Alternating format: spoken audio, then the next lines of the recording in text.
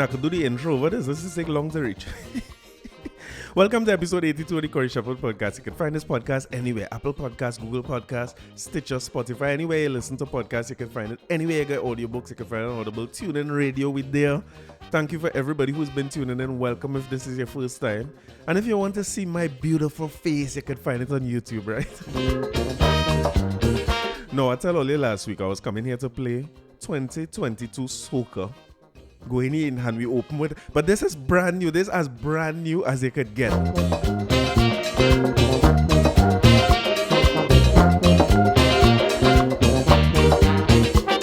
Tell me this is a new brand now. Audrey, where you get that sugar? Yes. Darling, there is nothing sweeter. You make me squeeze, you make me ball, you make me feel like 10 foot tall.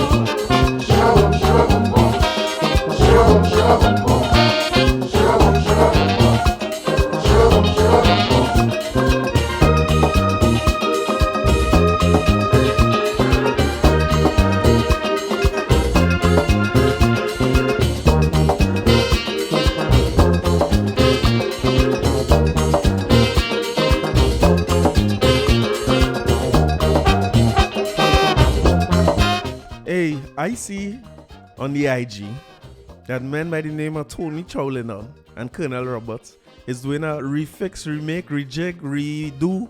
What do you call these things when they bring back a thing? Like I was watching, only I try my best with Sex and the City, but I can't make with a rejig. So when I see they're gonna touch a classic like Sugar Boom Boom, it had no Kaiso or Soca song more classic than Sugar Boom Boom. So only I get frightened one time. Because we have some great remixes, or refixes, or redo, or revisit. Like when they say Corey the Iron Man and Nyla come and say Iron Man sweeter than. That was bad. Swappy come and do one and say Feeling It. I was frightened because Feeling It is classic. Feeling it probably on Sugar Boom Boom level. Close, if it ain't up there. But Swappy take that song and make it his own. But then I also hear a rejig of a rejig of a Christopher Tambu Herbert. Not even a rejig. It's just a complete sing-over of a Christopher Tambu Herbert song and I get frightened. So when I see the same man going and deal with Sugar Boom Boom on a Sugar Boom Boom rhythm, name of the rhythm is the Audrey Riddim, I start to get frightened immediately. But let me tell you something. I kind of like it, you know. As a purist of the classics, I kind of like the rejig. Yes? Papa, not me again. Tell me, what the hell I do? What the hell I do? Who upset you? Girl, I never lied to you. She calling me older, she calling me liar, she calling me cheater, and telling me I is the worst. Lipstick on my collar, have me sleeping on sofa. You're taking this too far, you're keying down my car. Hey, I get in trouble, I get myself in trouble again. Hey, I get in trouble, I get myself in trouble again. All I watch, I just cannot get it right. Every other day, you just wanna fuss and fight. Oh gosh. It's best about my start and roll. This thing getting out of control. She calling me older, she calling me liar, she calling me cheater, and telling me I is the worst.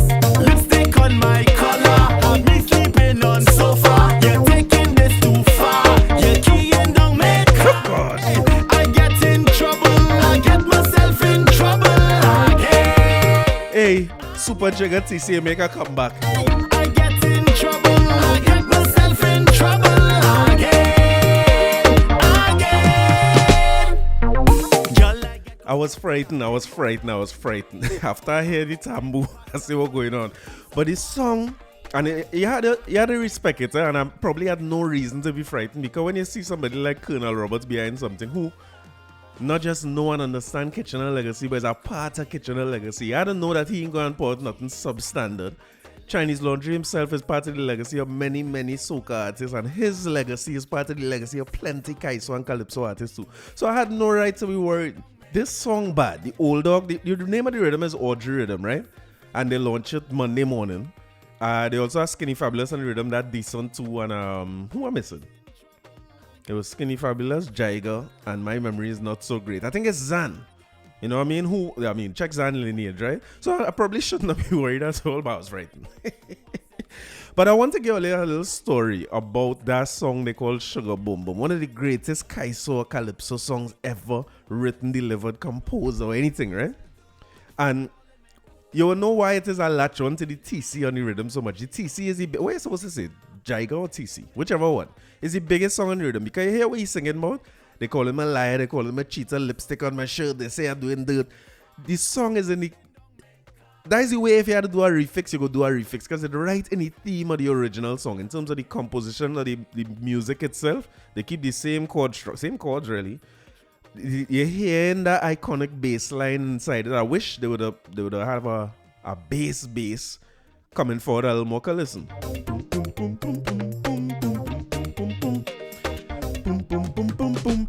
As a Trini, you don't like that already, right? You can't escape the fact that you already like that song whether you know it or not. Because that bass line done anyway, right? But the lyrics of the song is right along the theme of the original song. So when we go listen to the original song again and what it's about, right? But let me get the backstory. This is from When Steel Talks, right? Lord Kitchener has always taken great pride in saying that he composed his own calypsos. However, what was certainly his biggest global hit in a storied calypso career was not composed by Lord Kitchener, but instead by famous music arranger Ed Watson. Now, Kitchener did write the lyrics for the song on direction from Ed Watson. Even so, he had to be shown a technical approach in songwriting in the process of selecting the name of the woman with the Sugar Boom Boom. Now, I don't know. It's so hard to find out some of these facts sometimes. I don't know Kitchener as a man who nobody in writing no song for Kitchener. Kitchener's a writer. When Steel Talks went on to say, as the background of the story goes, arranger Ed Watson got a beat and a melody buzzing in his brain. A few days later, Lord Kitchener came over to Ed Watson's house to go over some music, and Ed mentioned that he had a nice musical idea with a good beat and a sweet melody. And he suggested Kitchener come up with some lyrics for the potential calypso. So they went to the keyboard, and Ed started playing the bass line with his left hand and strumming with his right hand. And then he picked out the melody, and Lord Kitchener started improvising it with the lyrics then. Having walked around with the tune in his head for days and now hearing it take shape with the keyboard and Kitchener's lyrics, Ed suggested that they should tape it so they don't lose it. So Ed taped the demo session, right? According to Ed Watson, Lord Kitchener did not like tape recorders and he never taped his music as he composed it. I wish he did and we could hear it now, right? That's just me. It turned out that Ed's idea to tape the song ended up saving the day because Kitchener called up Ed the next day to tell him that he had forgotten the song. How it go again? Now, I saw an interview online. I believe it's on When Steel Talks too with Clive. No, it wasn't Clive Bradley. Was it Clive Bradley and Pelham? Where Bradley say he was telling Pelham, you good enough. Because you go in there, you know how to play music, you're gonna write out scores. He said, I don't write and read music.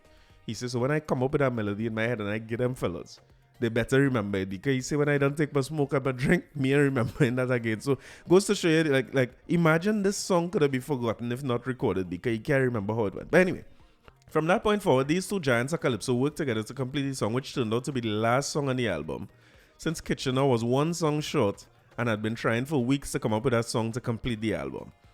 As the song developed and Ed Watson gained confidence in the production, he turned to Kitchener and said, this will be the best song of the album. Kitchener's response to that was joke. But he had no idea where Ed Watson was going with this new arrangement. To any lover of calypso music, the most fascinating part of the story is that Kitchener called the Sugar Boom Boom woman Betsy as he composed the lyrics. So the original song would have been Betsy. Betsy, where you get a sugar? But Ed Watson corrected him by changing the name to Audrey because he thought he knew that.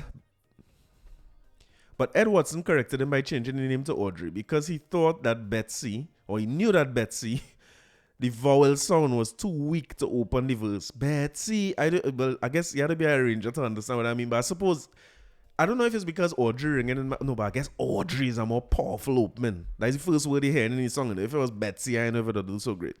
Ed Watson showing the Lord Kitchener a subtle technical aspect of songwriting. You have to love it. When they got to Coral Studio and started recording the song, the studio staff broke out in a frenzy.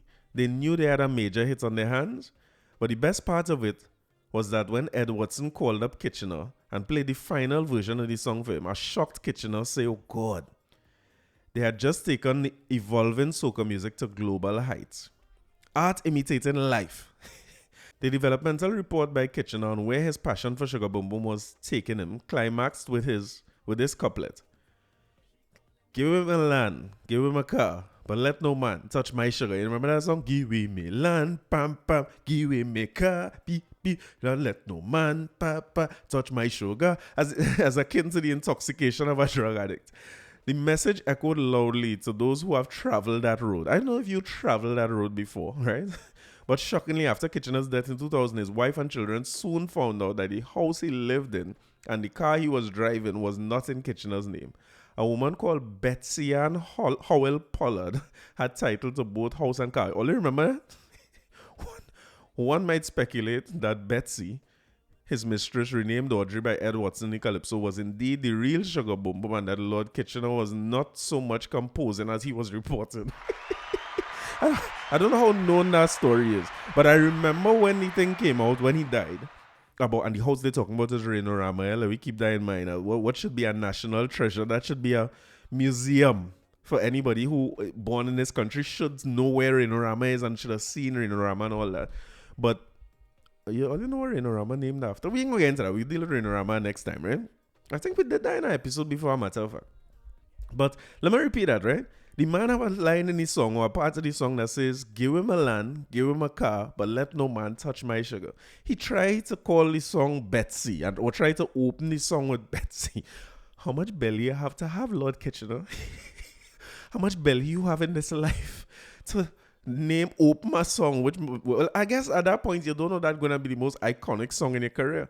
But all this talk about Ed Watson saved the day too, because Ed must say, "Kitch, how you gonna name the song Betsy after the woman? You forget your wife and these things, your children, you can't do that." I don't know if that had nothing to do with music at all. Ed must say, "Kitch, don't do that." "Kitch, don't do that, you're going too far." So thank God they changed it to Audrey for his own sake.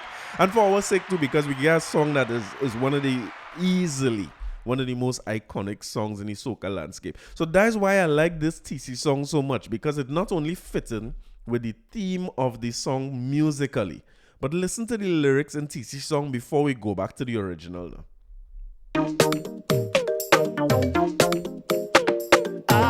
Papa, not me again. Tell me, what the hell I do? What the hell I do? Who upset you? Girl, I never lied to you. She calling me older, she calling me liar, she calling me cheater, and telling me I is the worst. Lipstick on my collar, have me sleeping on sofa. You're taking this too far, you're keying down my car. Hey, I get in trouble, I get myself in trouble again. Hey, I get in trouble, I get myself in trouble again. All I watch, I just cannot get it right. Every other day, you just wanna fuss and fight. It's best about my start and roll. This thing getting out of control. She calling me older, she calling me liar, she calling me cheater, and telling me I is the worst. I just had to bring Stacey in here so I have somebody to whine on for this season, because I feel kind of lonely with this kind of music playing. You're keying down my car. Hey, I get in trouble, I get myself in trouble Again. So super jigger TC. You make a great comeback, my brother. That is how you're supposed to deal with a classic. Deal with a classic in a classic way. And that whole, taking the whole rhythm, right? Because the other song's bad too, but the TC is a standout song for me. But before we jump into the Couture, Bacchanal, and Kankalang, let me go back to the old classic now.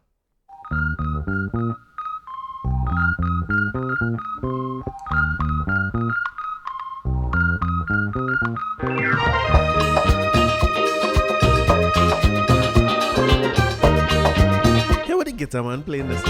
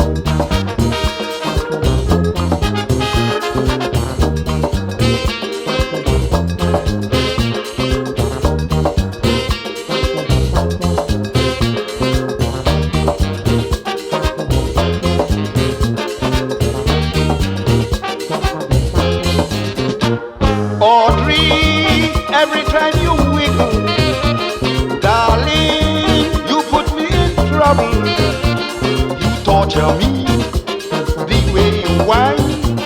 I love to see your fat behind.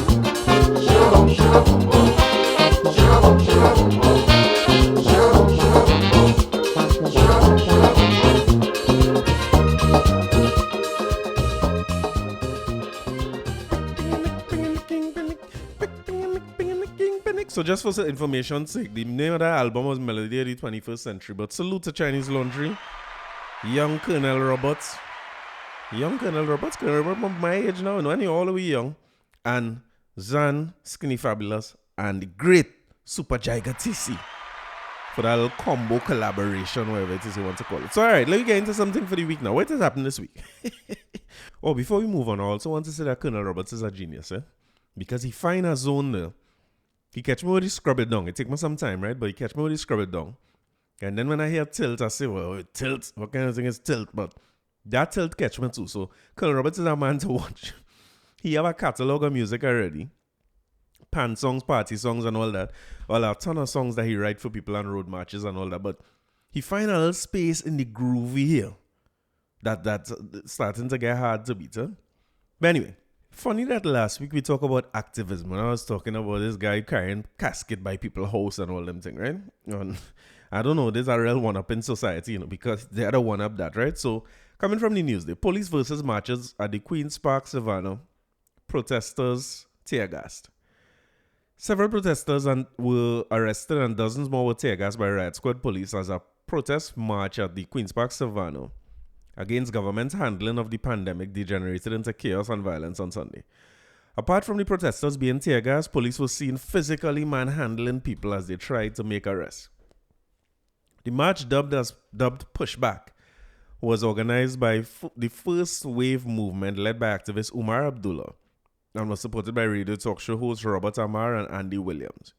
It began in the morning with hundreds gathering to march around the savannah to show disapproval of the government's handling of the pandemic, including the Prime Minister's vaccination policy for government workers. Coincidentally, Rawlings addressed the country this weekend and said that he's moved the vaccine mandate deadline for public servants from the 17th of January to the 17th of February. So people have an extra month within which to get vaccinated. The men at a press conference and a whole long talk. One of the normal long talks about the history of vaccines and the history of Trinidad and Tobago and the history of Rowley, to say that the 17th of January is the deadline. But just like Trinidad, just like they do with the property tax forms, like everything else, there's a deadline, and then there were 4 or 5 extensions coming down the road to do it. So I don't see what's the point of the deadline. Going back to the news day. At 11 a.m., Superintendent Sampuran Kisunlal of the Port of Spain Division asked Abdullah and the protesters to leave the savannah, saying that the marchers had no permit to protest. Let me address that. Let me break this down piece by piece, right? Firstly, if you need to have a permit to protest, then anytime you go out and you're doing it without the permit, you're done in the wrong already. I am assuming that during these times, a permit to protest in large numbers will not be granted because of what we're going through. I find that song very reasonable. If those songs dictator-like or draconian or any of those things, because I don't see where somebody could be presented with a permit to have a large gathering. Maybe if you have a party boat, maybe. In keeping with protocols, we would have had communication with the police, and we sought to get support of the police, Abdullah told the crowd. They are telling us we did not get permission to gather like this. Together with Robert Amar, we are going to lead you out of the savannah. You all are going to follow us around the savannah, socially distanced apart. Let me talk about that too. The videos were going around on all over social media, and it is clear and plain to see that we socially distance in clusters. I guess that's the only thing you could do now, because if you have a household and all they come together, if I have it, you have it. But you just don't go close to nobody else kind of thing, right? So there was a fair amount of that happening, but there was also a fair amount of people who wasn't wearing masks at all. And whether they are part of the march or not, because some of them ain't wearing masks, they're going in a different direction and all these things. I think the law is still there, or the regulation is still there, that you're supposed to be wearing your mask in public places and so on. So why you have a march and you have people who in and around the march without masks? Whether the government handle this thing or not, you comfortable getting COVID? I'd ask these activists that if when you gather like that, because again, like I said last week, if you go to a place and there are plenty people, you wouldn't feel uncomfortable like you want to go back. And I'm talking to people who don't like the stance of the government, people who don't like vaccine, people who afraid needle, people who don't feel COVID real if they feel it's 5G. I'm talking to everybody. You cool with getting COVID and putting yourself in this situation. Anyway. Kisunlal also addressed the crowd and reiterated that no permission had been granted. If you do not engage in any protest or march around the savannah, if you do engage in any protest or march around the savannah, we will have to deal with you accordingly. Kisunlal won. Abdullah ignored him and led the crowd in a march around the savannah. Now, again, he had a spare thought for the police. I only hear McDonald Jacob talking about how many police officers would have gotten COVID. How many police officers would have passed away. As a police officer, how you feeling having to go and deal with this? You done have so many different problems to deal with already. Who trying to party in the night, who proposing in the red room, looking like there's no... But anyway, we'll get to that red room thing eventually because there's no mask. It's just young people doing whatever they feel. You don't have to deal with that alone. You have to come down on the street with big reasonable people to disperse a crowd. You know what I mean? We now get a little more beach time and thing, but now you have to go and disperse a crowd. It's everybody's choice to take the vaccine, shouted protester Nicole Bartholomew, but there are too many examples of adverse effects the government chooses not to acknowledge. Now, I want to get to one of them examples of adverse effects because last week we also talked about research a little bit, and I hope to go a little deeper into why I have an issue with people using the term research. Because you hear what Nicole Bartholomew say? There are too many examples of adverse effects the government chooses not to acknowledge. That is what's happening all the time. Everybody knows somebody who foot swelled, ball swelled. Everybody knows somebody who something happened to with the vaccine. The left side gone numb. The whole arm is pain. Somebody, they have a whole article in the Express on it. And that is what I mean when I talk about anecdotal evidence. But we'll get to that. Another demonstrator, Joseph Brando, accused the government and media of lying to the public. He said the hospitals are in a mess. I have family and friends who died. The government said millions were spent on the pandemic and we still have no beds. After the march, a crowd gathered at a meeting point opposite Victoria Avenue. Kisunlal addressed the media and said that many of the protesters had decided to leave after the police warning. He says, we don't bluff in the police service. If we say we are going to do something, we are going to do it. We are going to try our best to have a conversation and let good sense prevail. And that's what we did this morning, and the crowd dispersed. Kisunlal said he would have been more satisfied with the event if the organizers had got permission. I suppose. Mr. Williams was given permission to have this elsewhere and he chose to come here. We want to be respectful of everyone here, but at the end of the day, if we need to take certain steps, we will. I don't understand what I mean. Like, he get permission to go elsewhere, like where? I wonder where. They're not really saying here where he should have gone. While many of the protesters... So they eventually, after all that, they held 12 people, including Abdullah. Abdullah was later charged with leading an illegal march, and the others were charged with failing to disperse when commanded. Kisunlal said Williams disappeared before the crowd became unruly. So I don't know if you all saw the scenes of it, but police had a task to do because they hold some people, they carry them down, they release what seemed to be tear gas, and people had to move. But the sad part of the story, right? Let's talk about the activism thing behind this, right? If you feel like the government is oppressing us and moving into a dictatorship, then I support your right to protest. I mightn't join it in the middle of a pandemic, but that's certainly something I will support if we live in an oppressive country where your rights being suppressed. What I'm trying to understand is, when the man say, we need to take a vaccine because vaccination is the only thing that's going to help us out of this. And then you in a march saying that you're wrong to say that. And in the same march, you saying that the public healthcare system is a mess. And and you know people who died. What it is you're protesting? What you're trying to protest again? Like, I would have liked some specifics. You don't like how we give you a deadline to get vaccinated. You don't like how places close. You don't like how they have laws saying that you have to wear a mask or you can't gather and thing. Because the more we do those things, it's so clear that the public healthcare system is going to get more and more burdened. I think we're forgetting how blessed we are to have a public healthcare system that accommodates anybody at any time for any ailment or emergency, whether it's brought upon yourself by lifestyle changes, by living a risky... Imagine you could be a cliff diver, and when your parachuting go off and your thing is in the hospital you go in. We could live on healthy lifestyles, eat any amount of salt we want, any amount of sugar. You mean raw dog all over these streets.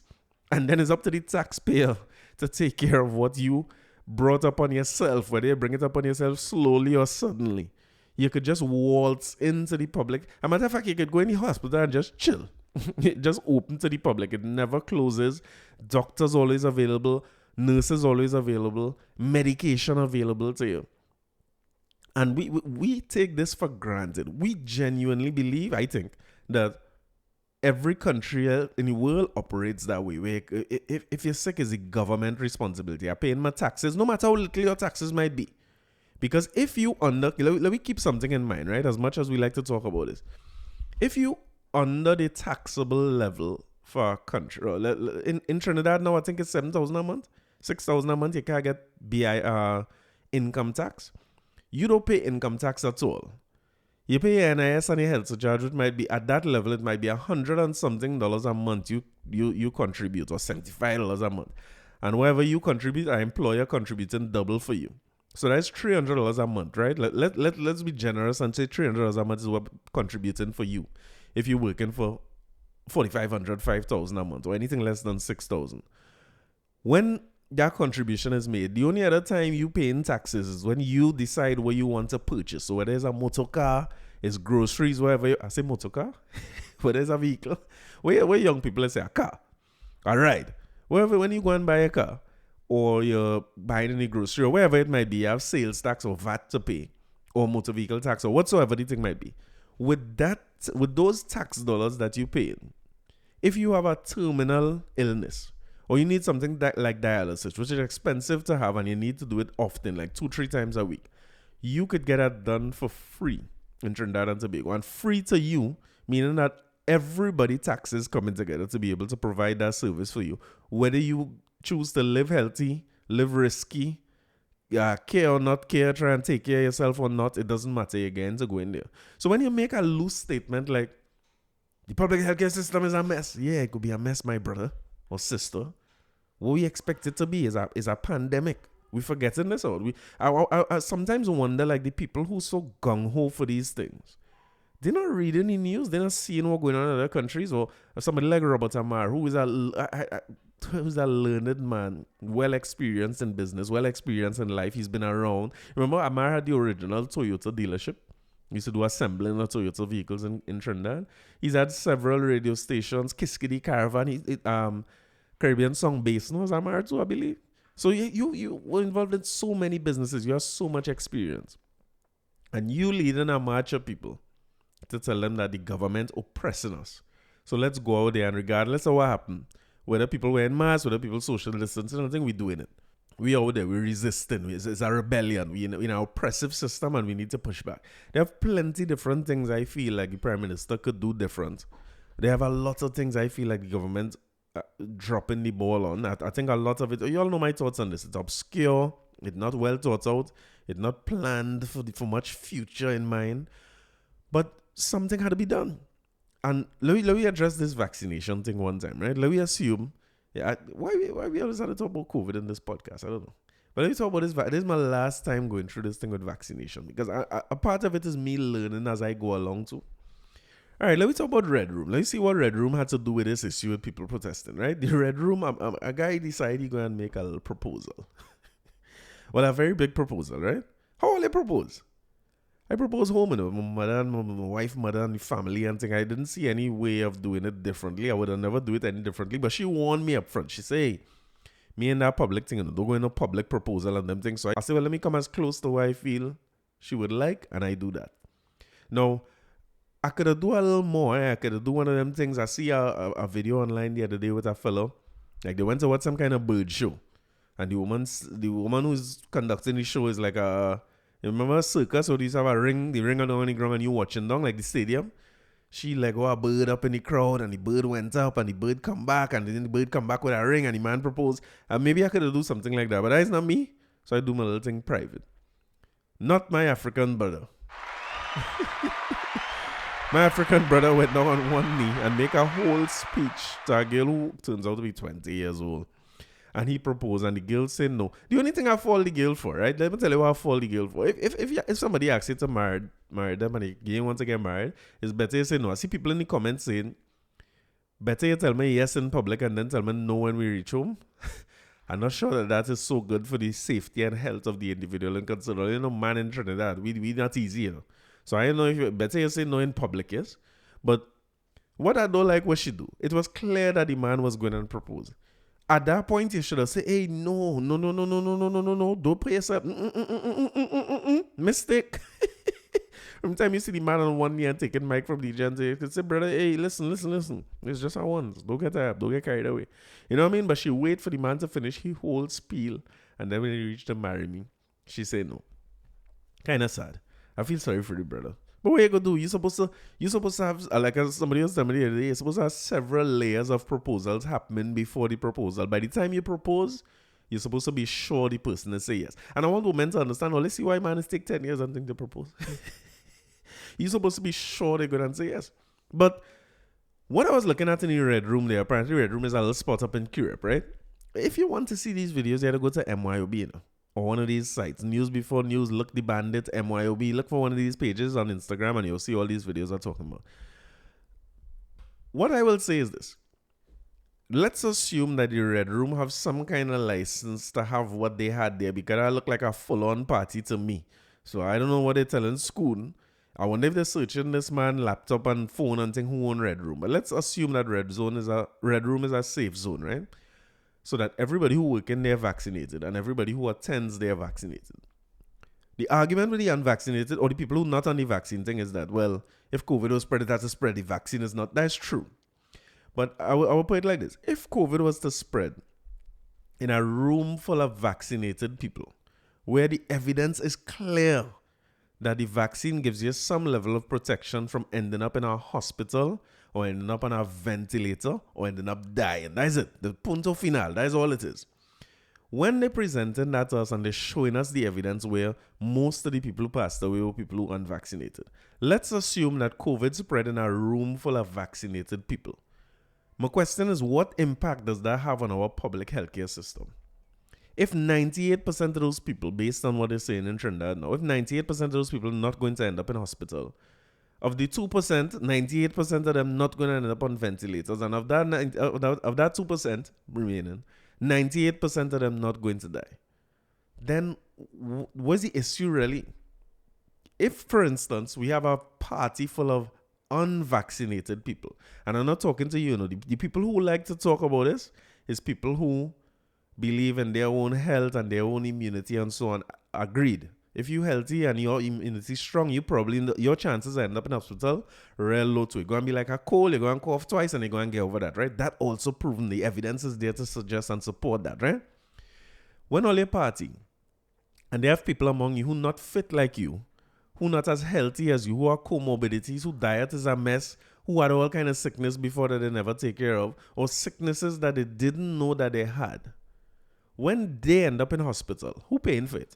Like, forget all about things. Who paying for it? It's taxpayers' dollars, right? So taxpayers' dollars, you ended up in the system. The system could, let's say the system could take 300 people. If that spread in a party, well, we say 10% of the people, that have a grand in the party, right? 1,000 people come out and all that fit. 10% of them have comorbidities, or whatever you want to call them, or issues. Or let me go with 5 now. 5% of them had issues. And at the hospital could take 300 people. You now add 150 people to a public healthcare system that you call in a mess. Forget the Red Room. When you have a protest of people who anti-vax, which suggests to me already that they don't take the vaccine or they're not vaccinated, many of the people there, you look at them for yourself. Now, me, no doctor, but the eyeball test don't look good. I'll confess something to all you, right? I had to stop doing this, right? I'll confess. But when I hear about people who get COVID and thing, and I watch and I see the person real fat, I think they're going to die. No, I'm not laughing at that, right? I'm not laughing. But when I eyeball the crowd yesterday who wrongly savannah, I think to myself, but some of your comorbidities showing your comorbidities, and everybody could see your comorbidities. Why are you there? Because if everybody else end up good, all who fit and healthy and strong, like Robert Amara and Abdullah, let's assume, when them cough, kuhu, and them done with COVID, is you to catch in a hospital. I don't know if people not paying attention to this. But also, you creating the burden that making the hospitals in a mess. So how you could be in a protest saying that the hospitals are a mess? But again, I support activism, but the thing had to be with some measure of sense. As Sprangalang used to say, they need to have sense involved. And I'm sorry for the police who had to deal with this, because when you look, it didn't look nice with the tear gas. I mean, you don't ever want to see Trinidad looking like that. That's a sad thing to see at any point in time. But the police and them had to be out there risking themselves for this. So some of them police now, if you get up tomorrow morning coughing, you sour like lime. You know what I mean? Because you now come out a petri dish for COVID. Another thing that I saw that I didn't like there at all, and I've said it for a long time, it's a very Trinidadian thing. Eh? We like to carry churn in protest.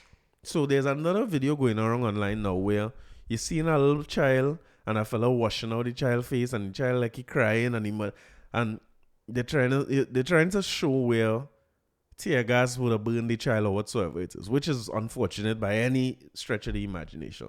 But the question is like, what the child doing there? And you know, in the end of the video, the man asks, "This is your children?" The woman say, "Yeah, this is my children." It's like, why would you come with two? I talking about two little children, almost 5 and 6 years old. That's the kind of age I looking at, definitely under 10.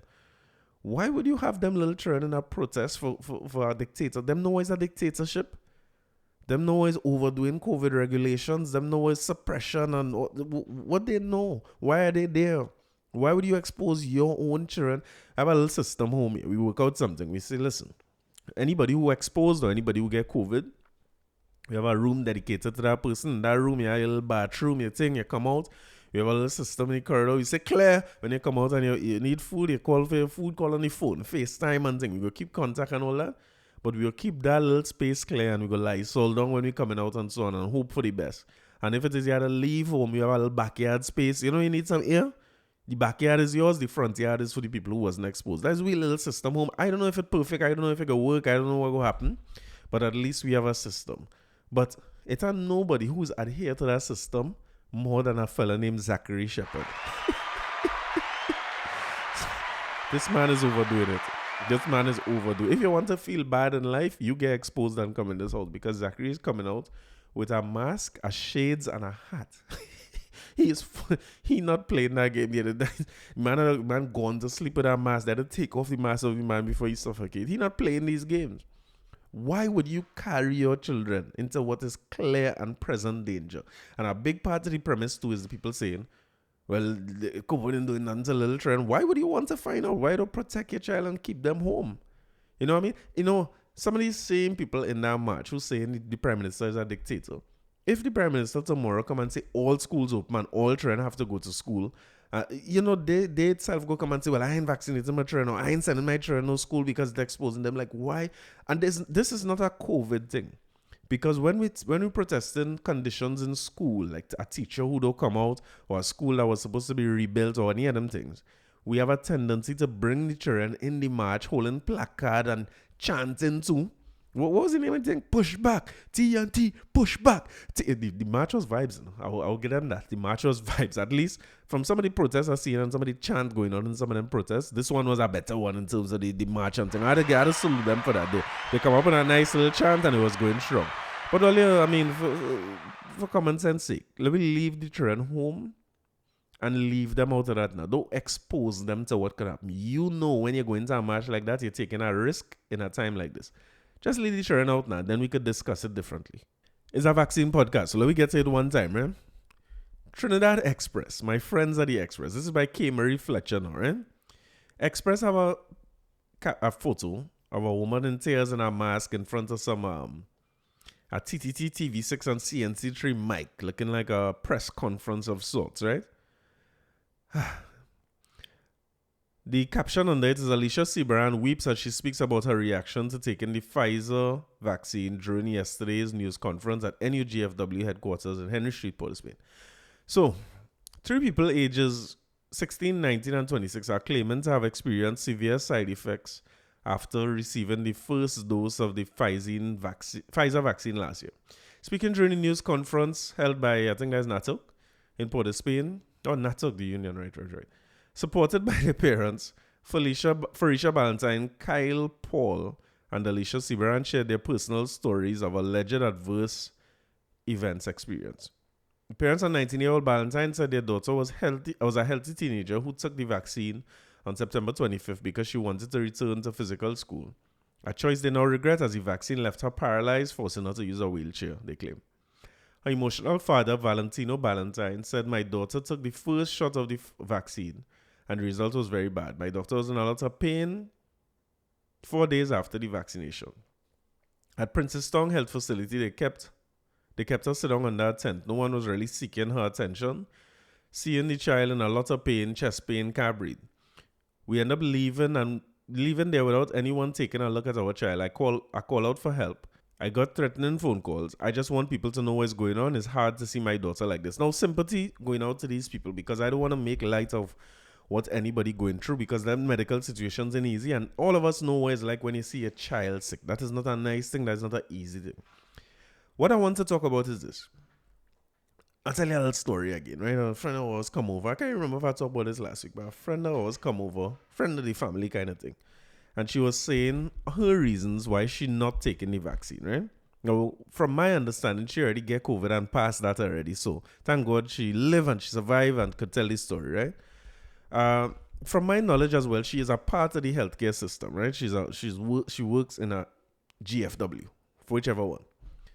And she said that she is firsthand seeing plenty side effects of the vaccine that the government not telling people about. I want y'all to appreciate. I don't know if y'all hearing this, but that is a common rhetoric on the ground. That the government lying and people having side effects of the vaccine and they're not saying, "Remember Nicki Minaj, cousin balls, remember that?" That is the rhetoric. That is the narrative on the ground. It came from far. It is a no start because at a point in time they were saying that the vaccine just is testing and they experimenting on us, and it seemed as though that narrative stuck because no matter how much new approvals are given to the people who doing vaccines, there's always a sentiment that if you take the vaccine, you're going to end up, it will be bad. Things going to swell, things ain't going to stand up no more, you're paralyzed, you're dead, all kind of different things going to happen. And this is why I want to get back to what I was talking about last week in terms of the way we represent information, particularly for a media house where their words are so influential. I try and take my time with words because of how influential my words are. And I know I'm talking on the fly, right? So I will make mistakes and so on. But whatever happened this week, and I say it wrong, somebody's called me. I'm grateful to have some of the best listeners ever. Because there's put me in my place often and there's called me and tell me when I make mistakes all the time. Just let me know, hey, you're saying this wrong. This not right. This, I don't agree with this because, you know what I mean? And I'm happy to have a level of listener that I enjoy the conversations, whether we agree or not. When I say a level, intellectual level, it's good to hear from them, you know what I mean? To hear a different perspective. And a lot of times it changes my view on a lot of these things. So when you have a forum with the experts and you're saying something to people, I think it's the importance of balance. So I'm not saying don't present these stories, or I'm even saying don't present a story like what I'm not even saying not to present a story like what you would have presented with the Sinopharm vaccine a couple of weeks ago. Yeah, print. The more information you could bring to the table on any side of the story, I think is better for a newspaper. But you also had to help to elevate the people who read in your paper, elevate the people who listening to you. So I'm fortunate to have an audience who I find is good. But I spend time explaining things here from my little bit of knowledge or from the little bit of things that I would have researched to present to people a different opinion, a different point of view. I also try my best to tell you what's my opinion versus what I'm reading from our papers or watching on a video versus what would be in the research and something that could be proven. I try my best to do those things. And I would think that a newspaper have even a larger responsibility than somebody on a podcast who talking for an hour and mostly getting kicks. They have a serious responsibility. So my thing is this. If you're going to say Sinopharm might be an issue, you wouldn't be the only person who present that. But don't present it and say it's a study and you look at these two people who went to this place and this is what it comes down to. And this article is very much like that as well. Only point out a story about 3 people. And I'm trying to figure out, like, where's the reporting on it? Is it that we just commenting on what happened as a newspaper? Is a newspaper's role to just say Just tell you exactly what happened. So these three people call a press conference, and that is what it is. Is there a follow-up story, or is there more information that could be presented here? Because I'm taking these people out the equation, right? Because, I mean, I feel nothing but pain for them, you know what I mean? I feel sorry that they had to go through this, or see the daughter go through this after. And you could see from the picture that they put here, that woman in pain physically and emotionally, probably, you know? But let me use my own scenario rather than talk about these folks who are so unfortunate. Our friend of the family who was telling me that, listen, in the medical thing, they're seeing a lot of people who get vaccine. She's basically using these things and presenting them as fact to say that, listen, I had one friend who take the vaccine and all her menstruation change up, and she thinking every week she up here, and I thinking, but this is horse, you know what I mean? If the cycle could change if you just hold. The point I'm making is that you don't know what else, and anybody, you can't just say that. Especially because you in the medical field, your words have a little more weight than you can't go around telling people that, because the layman who don't know no better will take that and run with it and take that as gospel and inform their own decisions and actions based on that information you give them. So you can't just tell people, listen, this change up and that. When anything happens to you after the vaccine is caused by the vaccine. Well, remember when they used to teach us in school correlation versus causation? I hate that this podcast turned into a lecture. You know? What else I have to talk about here? It's not funny. The news cycle slow. Correlation versus causation is an important part of making statements like these. Like, you could get, something could happen to you after you take the vaccine. Like, I have a brethren, right? Something could happen to you after you take the vaccine, right? So everything happened to you after the vaccine. Is the vaccine, like, you sure, boy? But anyway, that's the story. But the Express, a little worried about the Express and the way they presented these things. Or it could simply be that the Express has taken, or the editor of the Express has taken the stance that the vaccines are unsafe. I don't know on what ground they would take that stance other than just a personal feeling, because there's so much evidence being presented to show the safety of it. But it seems as though they have, so whatever story they get to be able to present that shows the downside of the vaccine, it seems to be that is a big story, you know what I mean? So salute to the Express. They're doing a great job. If that is the agenda, then we hear you. All right, enough for COVID and all this death something. Let me go on to more serious matters. McDonald Jacob say murder's not out of control. You dig? He have this under control, Mac. He said even though there have been 25 murders in 14 days of the new year, the murder toll is not out of control. This was the view of Acting Commissioner of Police McDonald Jacob while speaking to reporters yesterday. He noted that statistically, there's a whole stats episode. Statistically, the month of January tended to be high in terms of killings in the country.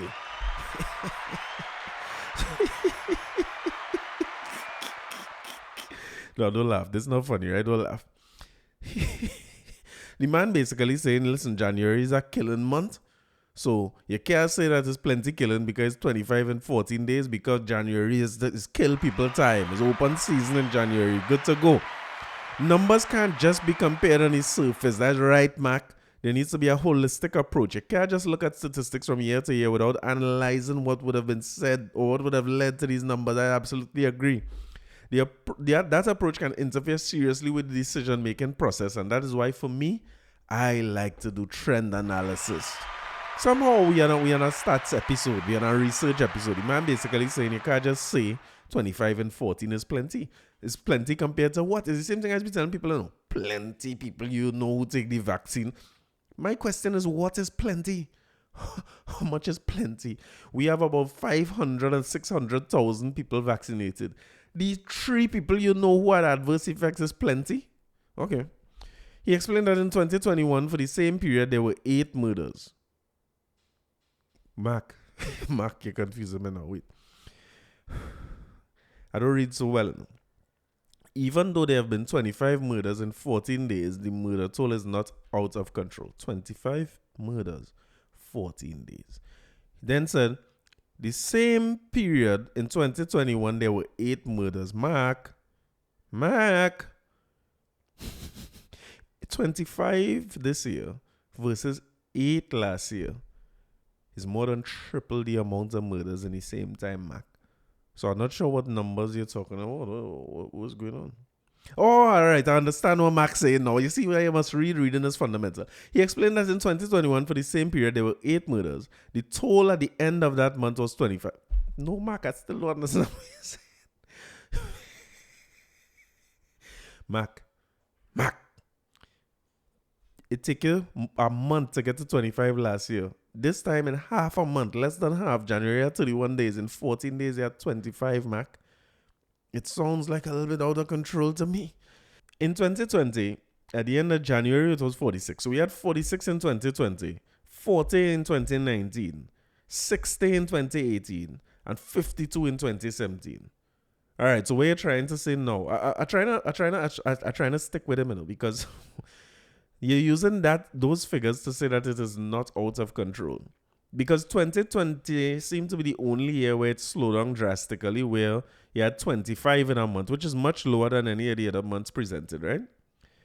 But I don't know if you could use that to say that it's not out of control, and you could just simply, as the police commissioner, say, well, hey, January is a place to get low, because people get killed at a high rate in January. So just stop, drop, and roll, or whatever the hell he is doing, gunshot coming around, because January is that time to, it's on you. If you get killed in January, you're wrong, because January, is killing season, so you should stay inside. I want to believe as well that 2020, the level of lockdowns that we have might have contributed to some of the low murder rates, but okay. So January tends to be... This man went on to say, so January tends to be a high month statistically.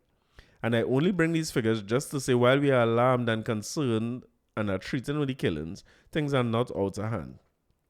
We are approaching and dealing with the situation as necessary, Jacob said. He noted that about 60% of murders every year were linked to gang warfare, while domestic violence accounted for another 30%. And while he noted that in 2021, 499 murders have been recorded, it was within the 440 average that had been... Mac, I don't think you should say this. I don't think you should say this again. Don't do this again. I don't think you're wrong, because if you're quoting from numbers, you might be quoting facts, but better you don't do this as a commissioner of police. I could see the value of this in your internal discussions, right? When you're talking to your officers about the strategy and so on, you could basically come together and say, all right, for the last 5 years, the average was 440. We want to set a target to get our 440 down to, let's say 399. We want it to be under 400, right? So what we will do is this. Or you might use this as a root cause analysis. You could say, all right, if January high, let's look at what happens in January to determine what causes these high level of murders in January. Find some more thing. Always is it a social problem? Like, you tend to find that most countries or cities will make announcements coming up to Christmas time to say, listen, when you're shopping, protect your valuables, because people know that those types of robberies and petty crime and thieving thing from people and so on would increase around Christmas because people are looking for money. I was traveling with my sister for Thanksgiving the other day, and I'm pretty sure she get robbed her whole purse. She thinks she lost it, but I feel she get robbed. I feel she get taken. You know what I mean? So I could understand why you would do this internally, but better you don't talk to the media and say 499 is not out of control, 499 is average. One of the things he did say that I like, right, is he say, when he was wrapping up the article, he said, this is why if you compare figures side by side, it will show why data ought not to be read simply on the surface. There needs to be a qualitative approach. I like that, Mark. Making sense. And that's the reality about figures. I used to talk to students all the time and say, listen, quantitative data is help us with decision making, right? Because all I could tell me, all right, we have 10% of the people who doing this, or 15 people suffering from this, or you could say X amount of people suffer from violent crime every year. We have so much criminals, so you're getting down to a hard number. And the qualitative or the softer side of research, you don't always know what to do with it, because it's feedback that it is a little bit difficult to make decisions based on qualitative information. When I say qualitative, what I mean is like, if I give you a yes or no question, I could count up how much people say yes and how much people say no. But if I put something under that, let's say comments. When you put your comments, I can add up the comments. I look now and read all the comments. And what we usually do is we try to convert it to number-driven or quantitative data by looking at how many comments meant the same thing. So, like, use that classroom setting. I would say, listen, you pass the course, yes or no? How much ever people say no, I could go in and see, am I right? 50% they pass. When I see that no, and I read the comments, I could say, boy, 10 different people say the class too cold. a few people say they was uncomfortable because they didn't walk with a sweater. I could say them two things mean the same thing, so I'll group all that to say classroom environment. You understand what I mean? And I could add up how much people say classroom environment, how much people say the teacher don't know what he's doing, all those different things, right? So I agree with McDonald Jacob because I always used to go through this with people who now learning about research, because quantitative questions or things that could give you a number, giving you rich information, but they can't answer the question why. And sometimes the why is the most important question. So if I was Mac, I might take an approach more along the lines of January is usually a high month for thing, and we feel like the reason why is XYZ. But so many things he's saying the whole up, because another part of the article said that in 2021, the highest number of murders was recorded in November. In 2020, it was February. In 2019, it was July. In 2018, it was January and May, tied for the highest. So you're not even seeing a trend there to say, all right, January is murder month. And Mac, the problem is out of hand. Why would you say? I understand why you're trying to defend yourself against the media, but we got to be careful with statements like these. I think you should open by saying, yeah, it's out of hand. It's too much. What we're doing and what we're working on is X, Y, Z. Don't try to use the data yourself to show that, hey, 25 in 14 days, that's normal. That's just Trinidad. What we gonna do? That's acceptable. And we have to move what is the acceptable or the normal level of violent crime like murder, Mac. Come on. Time to get back, Gary Griffith, you think? All right, enough heaviness. Let's move on to Miss World in Trinidad. Now, there's always some light news to look at. Let's take in Janine Brandt from Miss World. Now to Trinidad and Tobago. Yeah. Woo! What they say now? Hi everyone. Hi. Hola todo. In my country, thousands of children live in poverty. Little girls sleep on the cold ground in makeshift homes. Yeah. They have no access to running water, electricity. They cannot attend school. What? They have no access to healthcare, and they don't even know where their next meal is coming from. Trinidad? No child deserves to grow up living under these conditions. And I believe with the COVID-19 pandemic, it's drastically increased the amount of poverty in the world today. I believe this is the biggest problem that we are facing right now. Right. I formed the Brand Beauty Foundation to break the cycle of poverty among these families and these little girls, Nice. and to give them opportunities to realize their dreams. I like that. There's so many issues that we are facing right now.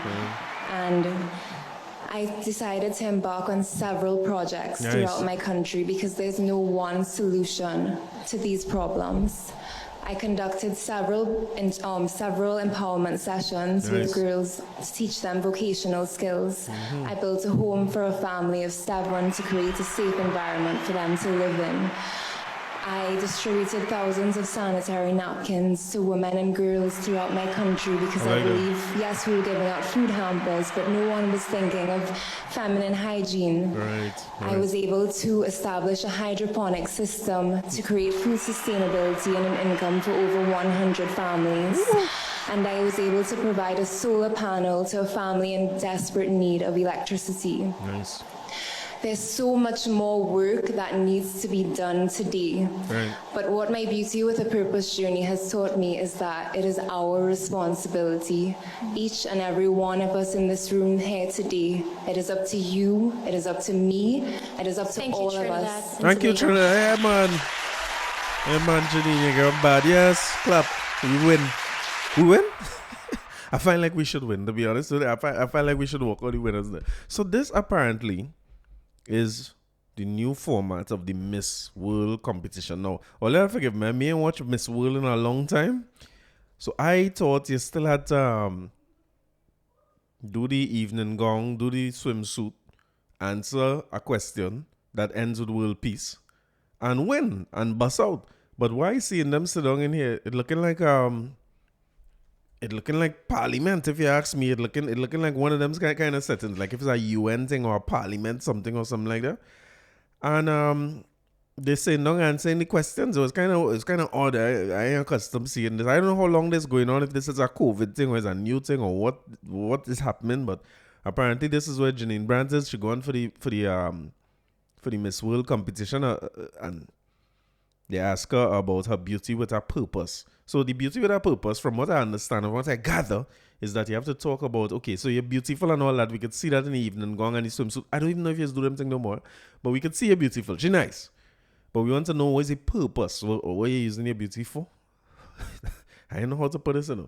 But we want to know what is your purpose. You gotta have some kind of greater. Because I think all of us get fed up hearing a generic question with a generic answer that ends in world peace. So it's sounding like it's a little more specific to what is the problem you identify and how you're trying to solve it. So Janine clearly do a lot. She said, I build a house, I give a solar farm to some people, I distribute sanitary napkins.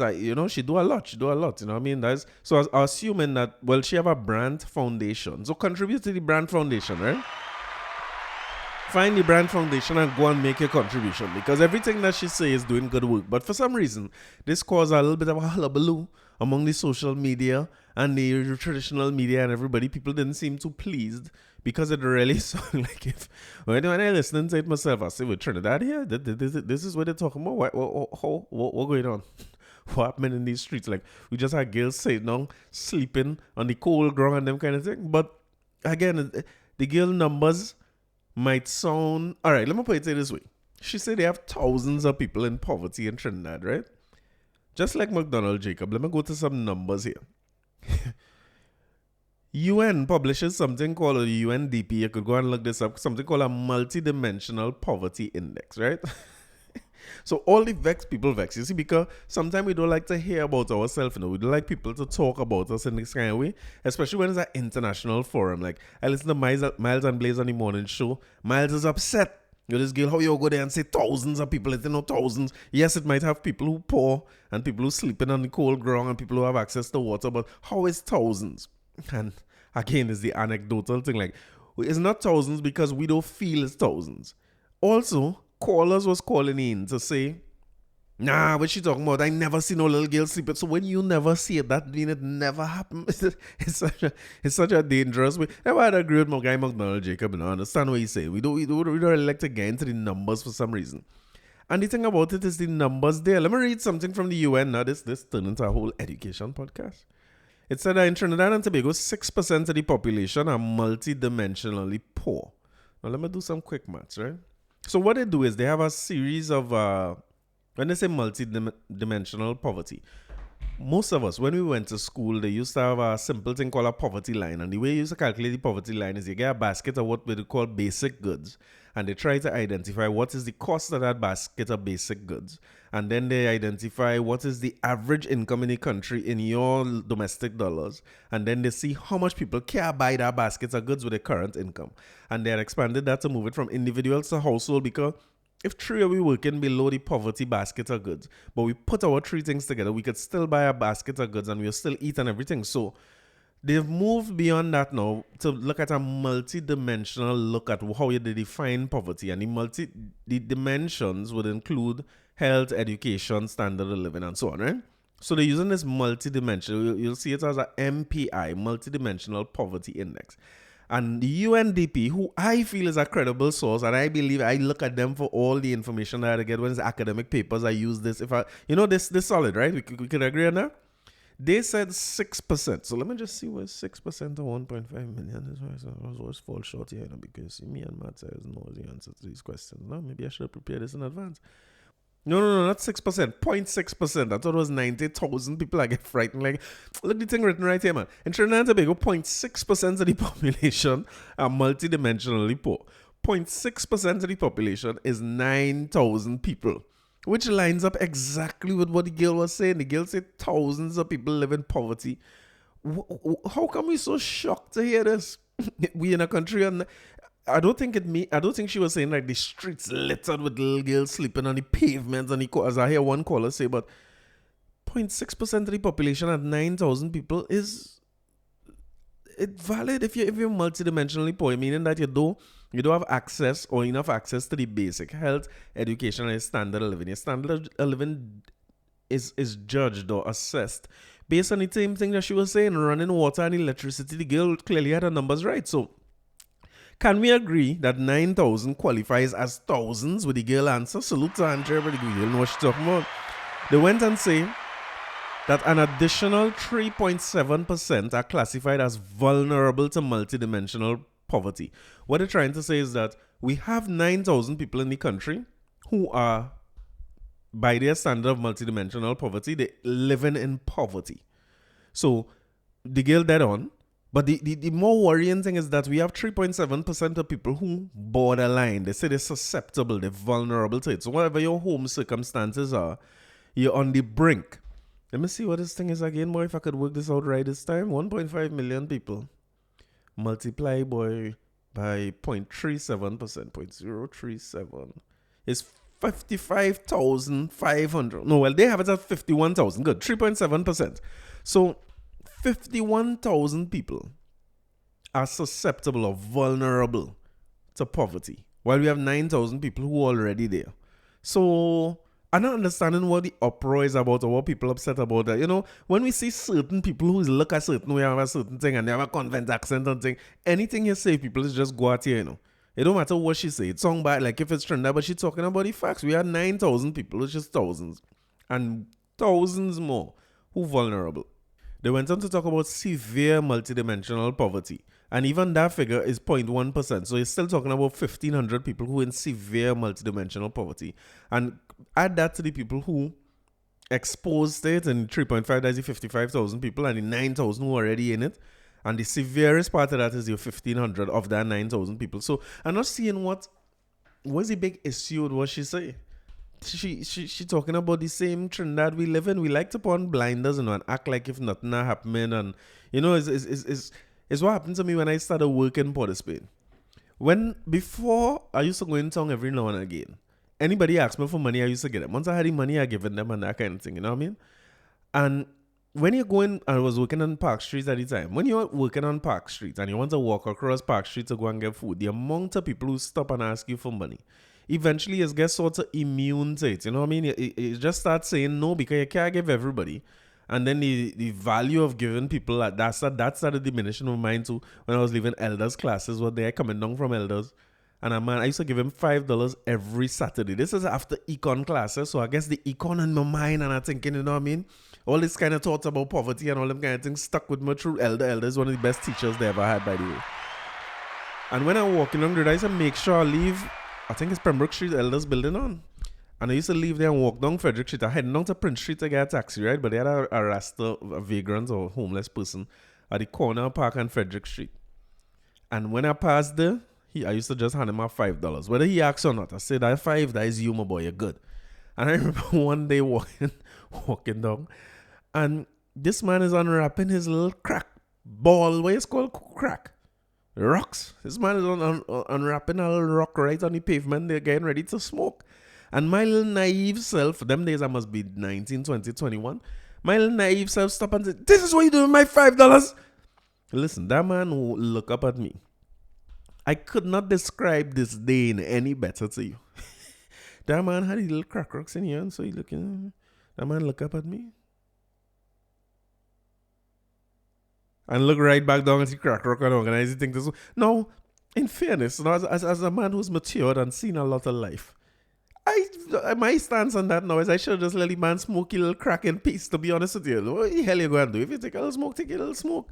What the hell I jump in here for? And what the hell I feel you're going to use the $5 for? That's why I keep asking my young self, like, what you thought was going to happen? And why is your concern if you get the man $5 and he go and use it? Let the man get his little recreational drugs off. You know what I mean? Look at the situation he in. You could have survived that situation, young Corey, or you would have smoked crack too. You know what I mean?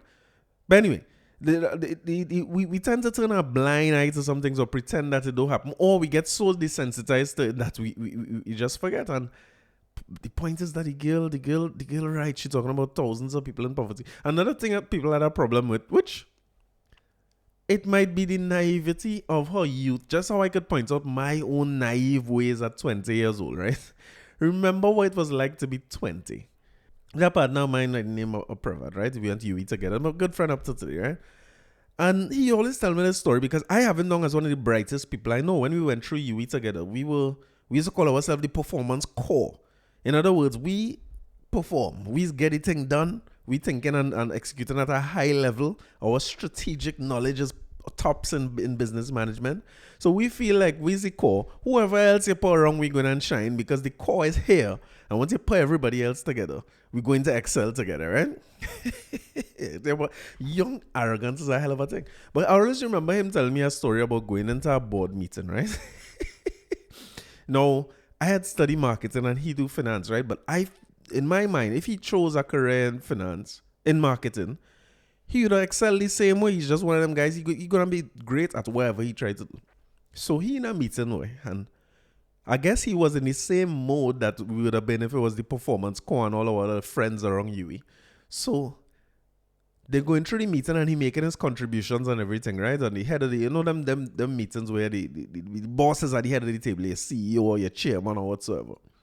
So they went on to the next item and the thing, and the chairman might have said, all right, so let's move on to marketing. And he tell me he rocked back his chair and in the room with everybody there and say, marketing? Or marketing is a joke, boy. No, I want to put it here, right? That unless you're ready for all out war in the company you're working in right now, or you're ready to leave or get dismissed from that company, be advised to not make blanket statements like those. When you are a little more mature, you start to realize, well, it have reasons why it is the way it is. It is not a joke. Somebody in that room might be making their best efforts to do what they can. And so you're insulting somebody deeply when you say something like that. The person might also have the support of the CEO, or your CEO or chairman might be the person who come up with the marketing. So as we get older, right, we get much more measured in the way that we say things and so on. So I've given Janine a pass for all the I going to Panama. I don't think it was that bad. I think when you're at my age now, I by default say we a lot. It's just a part of working life, you know what I mean? I didn't come up with no campaign. I didn't build no house.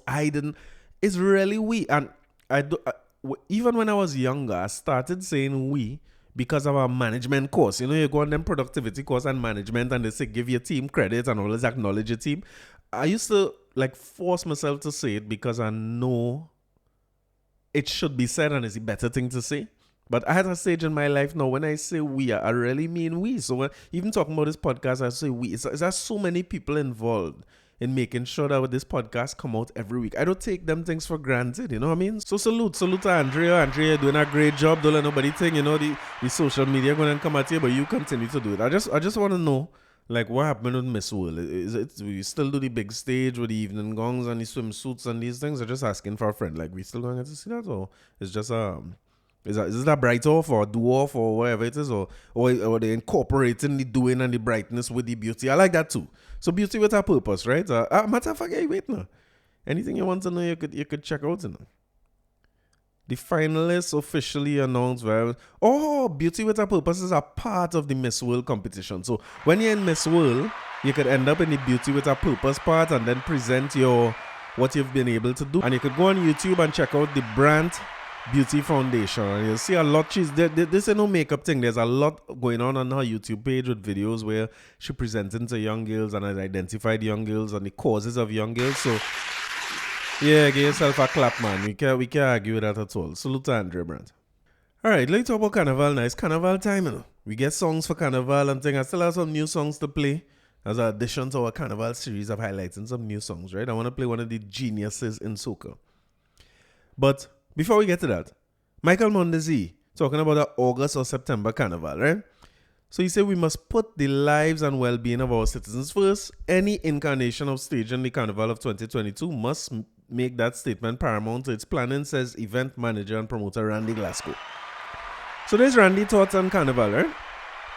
Glasgow CEO of Randy Glasgow Productions said recent calls by promoters and artists to stage safe zone concert events around next month's originally scheduled Carnival dates is premature at best and irresponsible at worst. Carnival 2022 was scheduled to be held on Monday, February 28th and Tuesday, 1st of March. Let's ask 4 questions now and you make the call as to if to proceed in February. 1. Does our country currently have the health infrastructure and capacity to handle any serious additional outbreak of the virus as a consequence of events? It just sounds so reasonable. Where's Randy all the time? 2. Would anybody living in foreign come to TNT to watch Carnival or Carnival-related events that wouldn't have the contact element in February. So in other words, who come in here if it's a no physical carnival? If it's a virtual carnival, you could stay where and taking that if I get him right. 3. Would the high cost associated with producing and presenting an event in a pandemic with smaller capacities be feasible for non-governmental organizations? I like how he said that too. I like Randy. Whoever Randy throwing next are going that fit. This is a man with sense. He makes sure say non-governmental. He mean the government could go and do that, but a private entity can't go and throw no fit when it's smaller numbers because of the cost of putting on a fit. And number 4, Trinbago cannot stage their overdue AGM because a large percentage of its Pan Plane members are not vaccinated. Does that mean that there will be no Pan if they are February events? This is all valid and serious concerns. So he goes on to say we have to be truthful to ourselves and other citizens who don't participate in Carnival. Our present healthcare infrastructure and capacity cannot handle in a few weeks' time any major upsurge of the virus as a consequence of events and gatherings, regulated and those unregulated, by any number of unvaccinated who will be tempted to stage private events of their own. I mean, man, this wasn't weird. Randy, we have a Minister of Culture position that we could get, Randy. He said February is only a few weeks away. As the mecca of Carnival and Carnival being our country's tourism franchise product, we can't afford to fail or fall short in any regard. Definitely more time is needed to plan and execute a safe series of Carnival-related events, and he's suggesting August or September. By then, more citizens will be fully vaccinated, and equally important, better planning to allow critical and important contingencies to be put in place. Randy, Glasgow is my new favorite place. It make complete sense. I mean, we in the middle of January. Look at that. You see how fast time this fly. We now celebrate that we in 2022, and you don't make any payments already in the middle of January. But Carnival, call it 6 weeks away. How much can we really do to have any sort of a physical carnival? And let me ask you individually, like how comfortable you will be going to any kind of carnival event. I'd rather do the virtual event. I want more like the Lavway type events, right? Salute my guy Shane Osime. That's all looking for that level of event. But Soca Monarch was good. A few of them were good. I wish they could have done Panorama, but I didn't know this thing about Panorama and the vaccinations. I guess that's why we haven't seen a Panorama for some time. I was thinking, you could let the Pans play in their own yard and do judging there, but that ain't gonna work. So we had to keep in mind too, when you have protesters who feel like the place is being like being a dictatorship. You're not in a political climate either to say you're going to have a carnival and beachgoers had to leave by 2 o'clock now. Rivers now open back. I don't. Let me tell you something. Somebody got to explain to me real clearly, like a 2-year-old, what's the logic behind opening the beaches and leaving the rivers closed? Somebody got to tell me exactly what is it. The only thing I could come up with is it's easier for police to manage the beaches than the rivers. I don't know. But if you're in an environment like this where people who love nature can get to go, remember, not everybody involved or want to be a part of Carnival. February is definitely not the time. You could imagine making an announcement now that we having Carnival events. That's going to cause mayhem. And I think Randy hit the nail on the head when he said that if we set the precedent as the promoters, private and public, right? The government and the promoters come together and then they do actual events. It kind of sending a signal to people to go ahead and do your home events. You don't remember some of the big weddings and a matter of fact, the whole zest. Well, long time in here about a zest, boy. The zest get better at hiding or they stop doing all them sort of zest. Oh, Red Room. We're not in a position to come and do any kind of events like that where man goes to have their own fete home and his home. I don't think we had to remember that the public healthcare system is always the thing that you're trying to protect. And remember what we talk about with the numbers of people with poverty. And remember, what we just talked about with the number of people who live in poverty or vulnerable to multidimensional poverty, you had to keep yourself in your public healthcare situation intact for the people who don't have a choice. Many of us who listening to this podcast, we have a choice. We could go to a private institution if push comes to shove or if bad comes to worse. But what about those who don't have any choice where that is concerned? So salute to Randy Glasgow. I like the way Randy Glasgow put this across, and it's a real good article by The Express, by Michael Mondesi. So check this out because I don't want to make it sound like I hate The Express. I love The Express. I'm just trying to figure out what's their agenda. But he went on to talk about Kenny G and a lot more other things in it. And Randy Glasgow has been around for a long time, and will continue to be around for a long time. And once you have level-headed thinking like this, I wonder if he's part of the Promoters Association.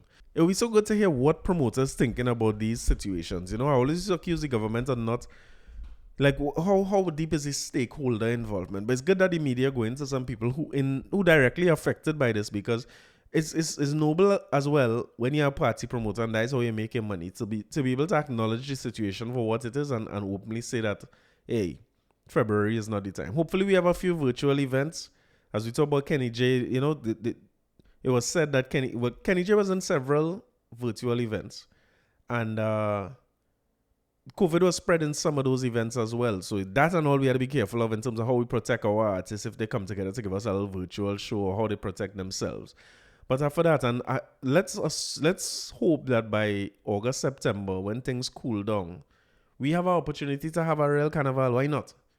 Why not? Why not go to a little vaccinated thing where you could section off with you and your people and say, yeah, you can't wine on no man, woman, and say, this might be the best thing that ever happened for carnival, where you just can't go and wine on randoms. That might be the best thing for us. All right, before I get out of here, right? There are a few little foreign stories that I want to talk about. The first one is just briefly, I would like to say that the fantasy football this year is a trap, because every week games getting postponed, delayed. You think you have a double game week to get some big points, you can't get no points at all. So it's a trap. Patriots lost big. It's the most embarrassing defeat I've ever seen. So how the NFL, Chelsea looking like garbage. I don't know what's going on. Lukaku just calling out the whole team and things. So my sports life, I'm not having a great time in my sports life right now. I tell myself I'm taking a little NFL, and I will, you know what I mean, see the Patriots get back into the play. Well, we get into the playoffs, right? That's a good sign that we'll be back in the playoffs without Brady. But over this weekend, I was able to see the Patriots get humiliated by the Bills, and Brady and them going through. So I mean, maybe I'll watch Tampa Bay a little bit and see if I could. But sorry for all the people who be asking me about sports, and I ain't saying nothing about sports, is because nothing happening in sports for me, so I just had to leave it alone. My fantasy team doing alright, but the COVID postponements and them things trying to kill me. But in some foreign news, right? You also over the weekend, Kanye West driving around and saying that he now invited to his children's birthday party, or one of his children turned 4 and he couldn't go to the birthday party and stuff. I want to make an appeal based on that video, right? And something that also happened in sports was I saw Antonio Brown basically walk off for the Tampa Bay Buccaneers, saying he was trying to play injured and the coaches was coming down on him and all that, right? And they were walking out. And I think that my appeal to people is this, right? You see, your mental health is an important thing. Now, me ain't diagnosing nobody, yeah? I just telling you from what I see and my experience. Half of this podcast will always just be my experience talking. So I don't know if it is true, false, or what. It's just what I experience, and hopefully it's valuable in some way to anybody who's listening to this, right? Kanye West has been very, very public since the release of that album Donda, which is a good body of music. So he was sleeping in the stadium. He said he homeless. He had done Drink Champs with Nori and stuff, which was one of the best interviews I saw in a long time. Like, I was in the gym listening to Kanye and Nori talking, and it was just, it totally encapsulated. If you had time, taking Kanye West on Drink Champs. And since the Drink Champs interview, he's been talking about, well, you know, he's going through the divorce with Kim Kardashian, and Kim Kardashian is checking Pete Davidson, it seems. I mean, that is as odd as it. But you don't know what's going on with these people, right? But she seems to be over it. She came to his concert and thing, and he do a little come back to me Kim kind of song, you know what I mean? And it didn't look like that going to work out, and she going for divorce. And she say, without her getting the divorce, he could file for legal separation. No, I didn't know this was a thing. I thought if you're married, both parties had to agree to divorce, but I didn't know it about a thing named legal separation, so you're legally single, you know what I mean? But I'm glad to know these is options. I wonder if you could be legally temporary single and come back home. But whatever it is, she seems to be over it. She seems to be moving on. He seems to be having a hard time. And then you hear stories about him buying a house close to her. So, I mean, as men, let me talk to the men, right? If you buy a house close to your ex, or you move in by your ex, there's only one thing it could be for, which is to be the new man. And he just put in a song saying, you know, that is what he survived the crash for, so he could beat Pete Davidson, right? I hope all you hear that song. But I just following this story with Kanye, right? And I want to make an appeal. I remember when he did the rant about slavery being a choice, and people seem to be all in love with Kanye West and then totally fed up with him and want to cancel him on the next side.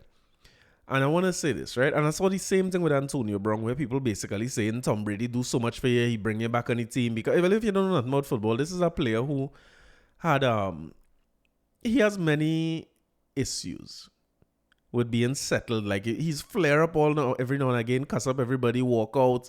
He had plenty different issues on and off the field, right? But I want you to go on YouTube and look for Antonio Brown hit versus, I think it was the Bengals. Just look up Antonio Brown hit and you will see where he was going through the middle and he got hit helmet to helmet and was concussed on the field, right? We all watch Will Smith movie with the concussion thing.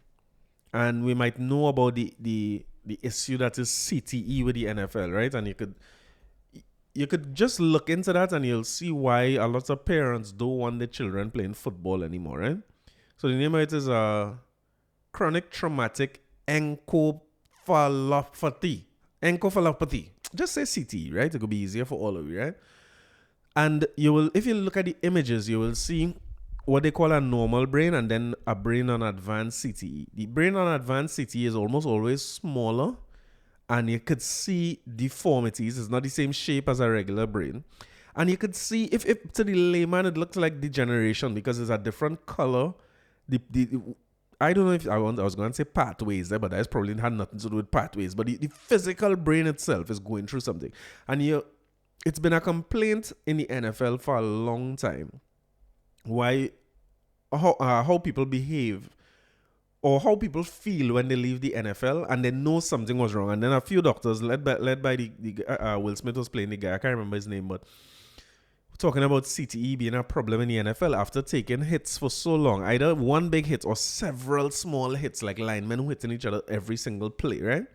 So they say the 5 symptoms of CTE, this is much more than 5, is memory loss, confusion, impaired judgment, impulse control problems, aggression, depression, anxiety, suicidality, Parkinsonism, and eventually progressive dementia. Those are the symptoms that you could look for if you're suffering from CTE. And I'll get back to Kanye in a while, right? But I don't understand why people... I saw him walk off the field and the first interview Tom Brady did, he said, listen, let's just treat him with compassion, let's have grace. The person who might be most affected by him walking off the field like that, other than he himself, is saying, let's have grace and compassion. But when you listen to a podcast, you watch the media, everything is like, fed up Antonio Brown, he should never have another chance in the NFL. I feeling like we use the word mental health only when it comes to our mental health. Like, we're not very tolerant to the fact that other people have issues mentally. So it's almost like we feel that somebody like Antonio Brown, because Antonio Brown went and do a podcast after where he was talking about his loyalty to Tom Brady, and Tom Brady's nice friend, because how Tom Brady would be my friend and Gronkowski getting so much more money than me, was my contract versus his contract. All those might be valid concerns, but we seem to think, I hear somebody on a podcast saying, Antonio Brown know when to talk plain and do what he had to do and reason out things, and then 1 minute he run off the field, he know exactly what he's doing, and I want to say that he might not. Look at the different symptoms they say could come from CTE. Memory loss, confusion, impaired judgment, impulse control problems, aggression, depression, anxiety, suicidality, Parkinsonism, and eventually progressive dementia. Don't forget that. Don't forget that, because when it looked like to you, the person having what you would call a normal moment, that they might be going something. And I want to say this, right? Let me just be clear on this as well. I don't know if he have CTE or not. I'm just saying that if he in the NFL so long and you Google that hit that he got, you might want to think of him a little more, like give him more grace, give him more latitude is the word I'm looking for. We can't just judge people like that. And I feel in the same way about Kanye West in a lot of ways. Like we know, he said already that he suffers with bipolar disorder, I believe is what he said. And they have him on medication. He said that the medication, he feels like it stifles his creativity. So he feels like when he needs to be in creative mode, of course, that would be for him, both when he's doing albums or producing other people's albums or dealing with things with his fashion and so on. We seem to forget that. So when he acts in a way that seems erratic or act in a way that we don't see as normal, we tend to say, Kanye West only doing things to promote the album, and when the album coming out, he always have some. Yes, when his album coming out, he going and be more like what we call abnormal. because he might be off his meds so that he could create the albums that we want. So he could create the clothes and his shoes and his stuff that we want. And he could produce the albums that we want. And when you see him on his medication, you might not get the quality of music or clothes. But we just go into bashing mode and look to come down on the person. So common signs of bipolar disorder. Feeling overly happy or high for long periods of time. Feeling jumpy or weird. Having reduced need for sleep. Talking very fast, often racing thoughts with rapid changes of topic. Feeling extremely restless or impulsive. Becoming easily distracted. So when I see things like the way he act this weekend, and of course, you never know what to trust with the Kardashians, because them is masters at control of the narrative. Like they know how to control how things look. You know what I mean? Kris Jenner is a PR person. So when he online saying that, hey, they never invite me to where my daughter's birthday is, it's sad. That would not be a nice thing for anybody to go through. But at the same time, you're making a song and releasing it saying that I buy the house next door so I could beat the new man. So you have to remember that this is a person who probably going through a lot. In the case where is Antonio Brown, you might have to assume that based on that hit and many other hits, he may have CTE. But this is somebody who already told us they have bipolar disorder. So I don't understand why we don't show grace. I think we'll do so much better in this life by just assuming that everybody going through something. Like, you know, when we behind somebody and the traffic light changed to green, always been whap. And sometimes I myself, by the time I get so frightened, my phone fall out my hand. Is my phone I was checking or something, I ain't see the light. I try my best now when I behind to give somebody the gentlest of horn. You could get gentle horn. The gentlest of horn, you know, beep. Just so that, because I'm not trying to scare the person, or I don't want to be angry with the person or make them feel like I vex. I just want to let them know, hey, the light change, you should move. I want to put it to you too that has happened to all of us. All of us end up by the traffic light and get distracted and didn't realize. So let me try and give the person a little tip. You know what I mean? So they could move, so they could raise up and they say, all right, thanks, sorry. And they move off because you ain't losing nothing with them couple seconds in life that somebody wasn't paying attention. It happens.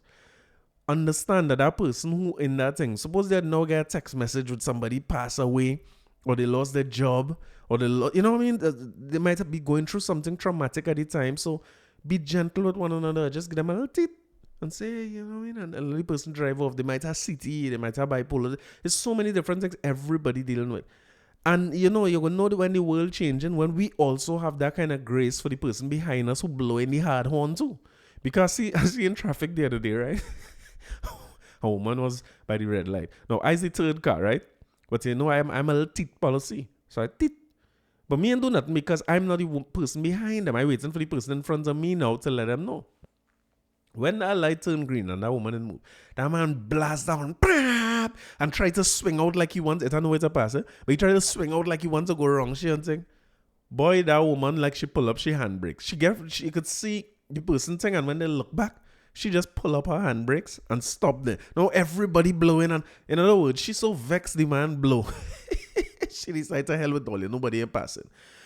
And I put in to say that the person in front too, even if somebody gave you the loud horn and they're cussing and understand that person could be going through plenty too. Suppose the visiting hours almost done and it's the mother, they go and try to check who they call. You know that call is get when they tell you, come and see the person going.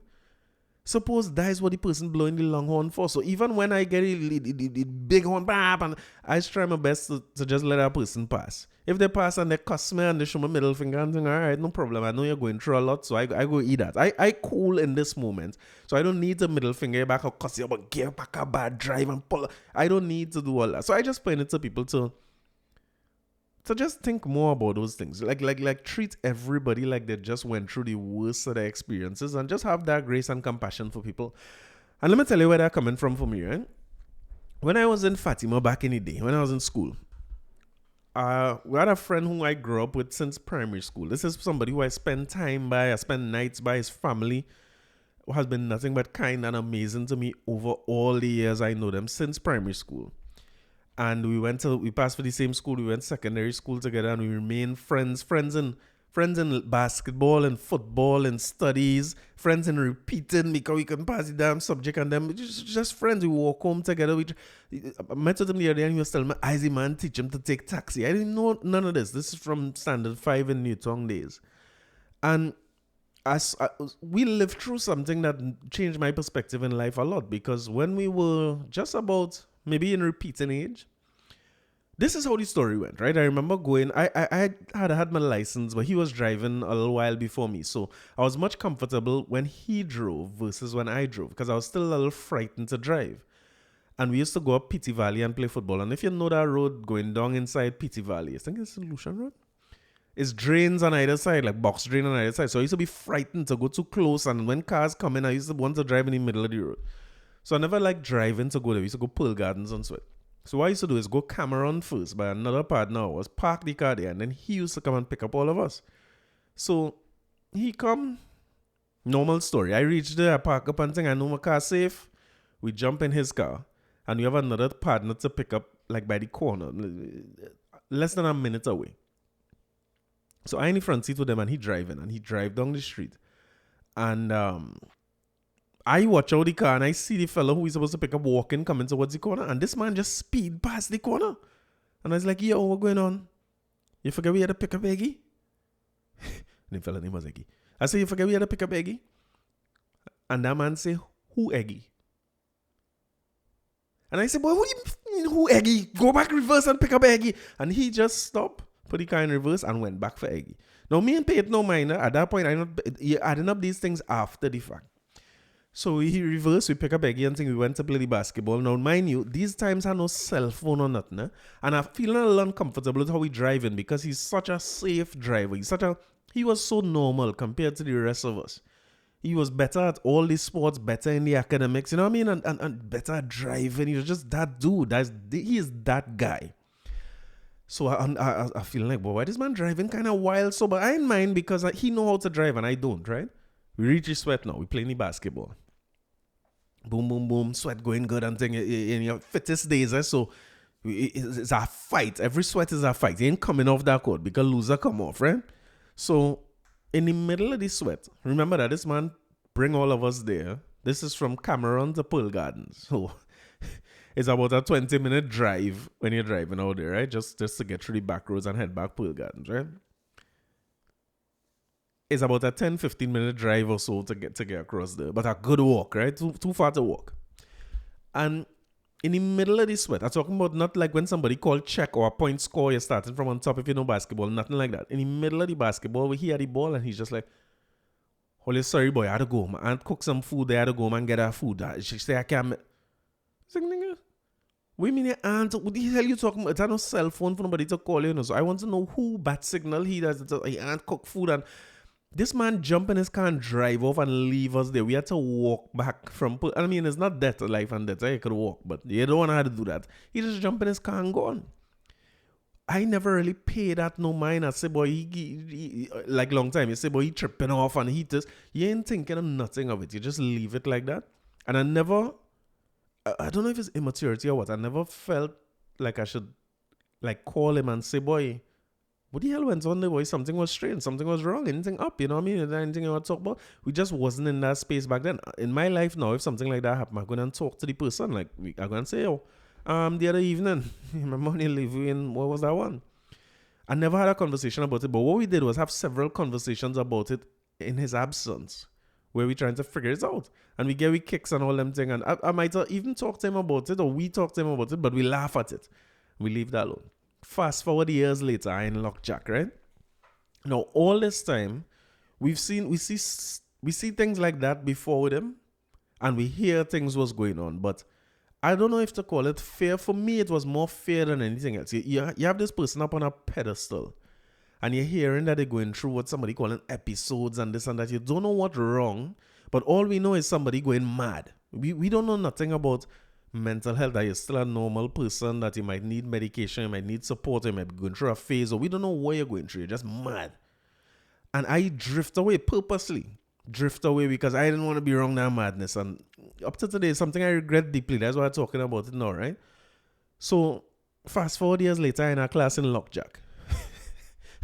And we were supposed to go and check Father Gregory, a mutual friend of the boys, right? We go and check Father Gregory on Friday night because at that point, everybody was in the country. Because the little crew we had, men was living abroad, whatnot. So everybody here, so we said we're going to check Father Gregory. I said, all right, cool, no problem. I coming through. And about 5 minutes after, so he was arranged. He called and said, hey, let me go and check Father Gregory. I said, cool, line it up. He called back about 5 minutes after and said, nah, forget that, Father Gregory in Ireland. I said, all right, cool, priest Ireland makes sense to me, you know what I mean? A priest could be in Ireland, in my little mind. I in class now the next morning. I see my phone ringing. It's Father Gregory. So I come out of the class now to take the call because something had to be wrong. So I pick up the phone now. I say, Father Gregory called me from Ireland. Something wrong. So I pick up. I say, Father Gregory, you calling me from Ireland? What going on? Everything good? This boy's telling everybody I'm in Ireland. Not knowing that he... Hey, you could laugh now, but these things are so... Hey, when you're seeing these things in real life, nothing funny about it, we could laugh about it. No, and I very, very grateful that I was able to talk to him and tell him some of these things, right? I would not talk about this here if I didn't get to have a conversation with him. But it's episodes like those, like there's many, many things. And I remember being a little bit older, and I ran a girl who I meet, and me and Stacy now together, and I meet her friend. And the friend telling me about this fella, and everything she say, I realized the fella not on she, because the fella making date, he ain't breaking them. When she learned to pass by him and check him, he saying he up Maracas, 9 o'clock in the night, he by the beach taking a bathe, and nothing they adding up at all. So I saying, boy, this man not you, girl. Forget that. Move on. You might like him, whatever. Forget that. And then something she say make me realize, like the person who went to school with me. I say, wait now. Is so and so you talking about? Well, boy, that girl eye open so big. I said, no. I say he's a good one. He's a good one. You know what I mean? I guess at that point I'd reached a level of maturity where I could see a little better that it's somebody who going through something. It's not a different person, not a mad person. It's just somebody who going through something. And my regret comes from not being there for him. And I told him this, a drawaway, and such good friends.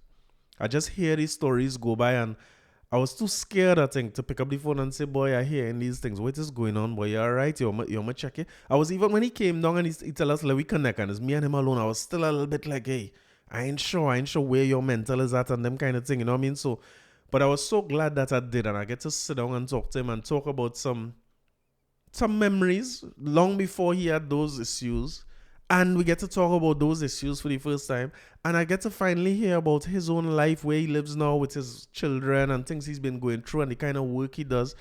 It was so much of a relief for me, because it's easily one of the best friends I've ever had, in terms of somebody who will always be there for you, always represent your name well, no matter where they go and so on. So that was a long story. Yeah, sorry for the long story, but I'm just watching the way Kanye West behaves. And I feel like we, as fans of his music, of his art, of his clothes and so on, we had to be more compassionate, but as Tom Brady said, we had to be more understanding and give more grace. And I'm saying that for a celebrity is different, right? Because he could surround himself with people who will do that. But my challenge to you as we going into this year is to live with each other with a little more grace. You know what I mean? Forgive the man who by the lights and he forget and he didn't look up and he was in the phone. Just give him a little toot.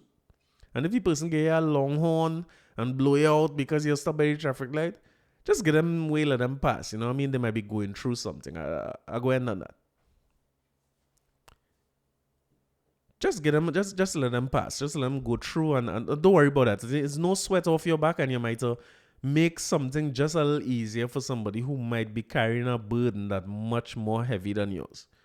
And on that note, I want to play my favorite song. I know what the hell we get from that. That was a little bit serious, but the queen of soca put it best. And I crown more than damn queen of soca, because with all due respect to people like Destra, Fayan, Calypso Rose, everybody who come before, I think that Patrice Roberts might be the greatest female soca artist of all time. She up there with the greatest. I don't want to female out and box her, you know, because she up there with the greatest soca artist of all time. Now, for her, I put an aside for now what I usually use and say, you know, if the person ever win a Monarch or a Road March and them thing, because if you judge her by that, definitely Calypso Rose and Fayan will have her. But I'm just talking about quality of music and consistency over what turning out to be decades. Easy. She was a young artist when she come out with I'll never forget when she come out with Bungie with "When All You're Arriving in My Island," and she used to do a kind of kick up in the air dances. The funniest thing you ever see. I remember that in Soca Monarch and thing. But she transitioned from that to being very, very adult. Her content and what the things she's singing about and so on is very, very adult, right?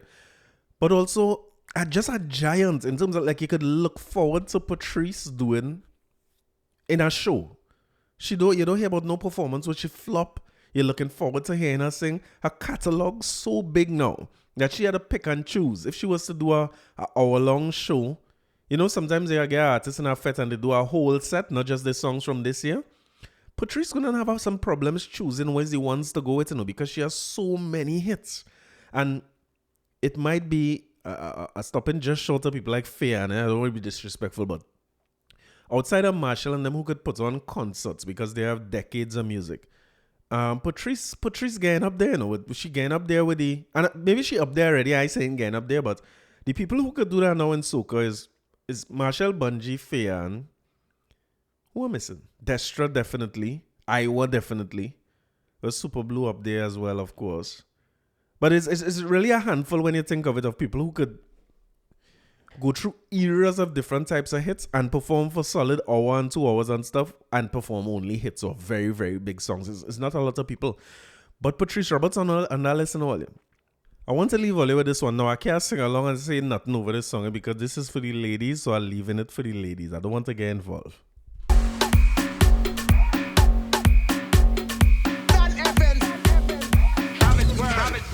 I go drink water and mind my business. Mind my business. Drink water and mind my business. I go drink water and mind my business. Mind my business. Drink water and mind my business. Who me? I don't watch people, man. I looking for house and land. Who me? I don't watch people things. I's a queen. I have my own king. Have some of them that stalk the most, like they know it all. Ask them how they get their Gucci purse. I go drink water and mind my business. Mind my business. Drink water and mind my business. I go drink water and mind my business. Mind my business. Drink water and mind my business. Me and them can't be friends. I fight the battle and Jah give me health and strength. Now it's we. That can't be English, that had to be French. Have some of them that stalk the most, like they know it all. But if the ground water slip and I fall, it's them so I go drink water and mind my business. Mind my business. Drink water and mind my business. I go drink water and mind my business. Mind my business. Drink water and mind my business. Me and you are no beef. I is the police and you is the thief. The people you think is your friend, them only they cause you have money to spend. Have some of them that stalk the most, like they know it all. But when your head hot and can't see your way, who you that's call? I go drink water and mind my business. Mind my business. Drink water and mind my business. I go drink water and mind my business. Until next week, drink water and mind your business.